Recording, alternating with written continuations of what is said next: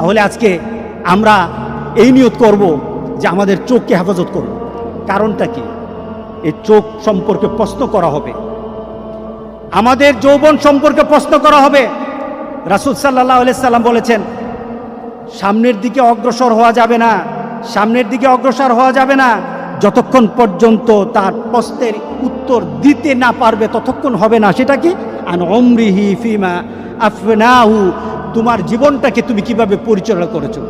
আরেকটা হলো শাবাবি ফিমা আবলাহু, তোমার যৌবনকে তুমি কিভাবে তুমি ব্যয় করেছো। এই প্রশ্নগুলো আসবে। কবরও যেমন প্রশ্ন, হাসরের ময়দানে প্রশ্ন আছে। তাহলে চলুন আমরা পরিবর্তন হয়ে যাই। এই চোখকে আল্লাহ সুবহানাহু ওয়া তাআলা প্রত্যেকটি মানুষের চোখ যেন আল্লাহ হেফাজত করে, প্রত্যেকটি মানুষের কানকে যেন আল্লাহ হেফাজত করে। আল্লাহর কাছে বেশি বেশি করে চান।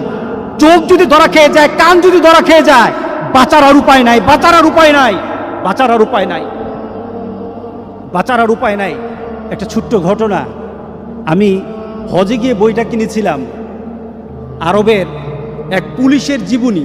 সে তার পুলিশের চাকরি করতে গিয়ে জীবনে যে যে ঘটনাগুলি তাকে তার হৃদয়ের জায়গায় হৃদয়ে দাগ কেটেছে, এমন কিছু ঘটনা সে জানিয়েছে।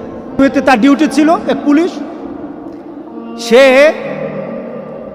একটা অ্যাক্সিডেন্ট হলো, দৌড়ে গেল, পুলিশ তাড়াতাড়ি তার কাছে গেল, দেখলো একটা যুবক গাড়ি অ্যাক্সিডেন্ট করেছে।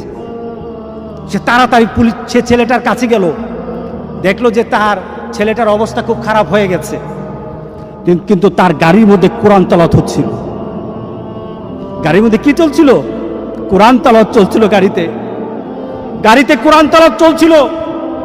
সে ড্রাইভ করতেছে, সে কোরআন তেলাওয়াত শুনতেছিল। ওই মুহূর্তে সে অ্যাক্সিডেন্ট হয়েছে, তার মুখে যেন বিড়বিড় বিড়বিড় করে কোরআন তেলাওয়াত চলছিল। সে বিড়বিড় করে কোরআন তেলাওয়াত পড়ছিল। সে পুলিশ বলতেছে, আমি ছেলেটাকে কুলে নিলাম, দেখলাম মুখটা একটু নড়ে, কোরআন তেলাওয়াতের মতো একটু শব্দগুলি বের হয়, আমি বুঝি না। এক পর্যায়ে সে আস্তে করে সে ঢলে পড়ে গেল, তার মৃত্যু হয়ে গেছে।